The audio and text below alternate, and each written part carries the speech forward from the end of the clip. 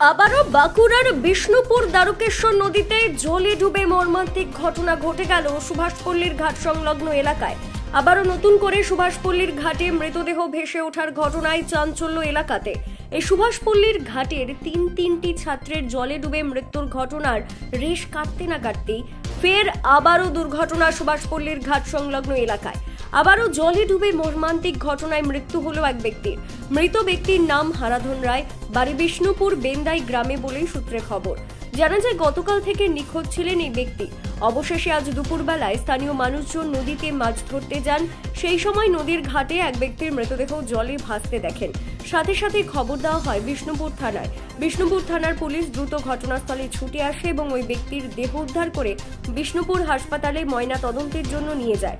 তবে স্থানীয় সূত্রে খবর, ওই মৃত ব্যক্তি প্রায় দিন বাড়ির বাইরে থাকতেন। ঠিক তেমনি গতকাল থেকে নিখোঁজ ছিলেন তিনি। আজ ওই ব্যক্তির দেহ ভেসে উঠল দ্বারকেশ্বর নদীর সুভাষপল্লীর ঘাটে। তবে কি কারণে গতকাল থেকে নিখোঁজ ওই ব্যক্তি, কি করতেই বা নদীতে এলো, কিভাবেই বা মৃত্যু হলো, তা তদন্ত করছে বিষ্ণুপুর থানার পুলিশ। কি জানাচ্ছেন স্থানীয় মানুষজন, চলুন শোনাবো আপনাদের।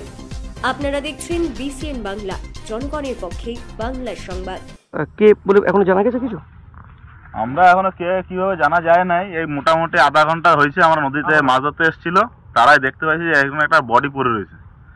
তখন আমার স্থানীয় আমাদের যে প্রশাসনের ব্যবস্থা তারা জানাই, তারা অলরেডি চলে এসেছে। এবার যা হবে তারা তাদের ব্যাপার। কারা কারা মাছ ধরতে এসেছে প্রথম দেখলো এটা? আমাদের গ্রামেরই দুজন এসেছিল মাছ ধরতে, তারাই দেখেছে। কি নাম তো জানা গেছে? তাদের নাম হচ্ছে, একজনের নাম কি নাম ছিল, বীরেন নাকি? বীরেনই দেখছে ফার্স্ট, বীরেন। আচ্ছা, তারপর কি দেখলেন আপনারা? দেখলাম এখানে এরকম একটা বডি পড়ে রয়েছে। দিয়ে আমরা স্থানীয় তরফে জানাই আমার প্রশাসনের কাছে যে তারা এসছে, এখন যা করা লাগবে তারাই করবে। আমরা কি পুলিশ এসে গেছে? হ্যাঁ, আধা ঘন্টার মধ্যে পুলিশ চলে এসছে। এই দ্বারকেশ্বর নদীতে কিছুদিন আগেই একটা ঘটনা ঘটলো। হ্যাঁ, দ্বারকেশ্বর নদীতে কিছুদিন আগে একটা মর্মান্তিক ঘটনা হয়েছে। আবার তো আপনাদের গ্রামের পাশে। হ্যাঁ, কি মনে হয় কেন এরকম ঘটনা ঘটছে?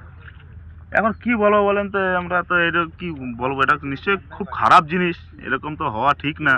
কিন্তু কিছু কিভাবে হচ্ছে মানুষ সচেতন হয় না। এখন বন বন্যার দিনে মানুষের সচেতন ভাবে চলা উচিত। এখনো কি মুখ দেখেছেন? মানে না, এখনো কেউ মুখ দেখেনি।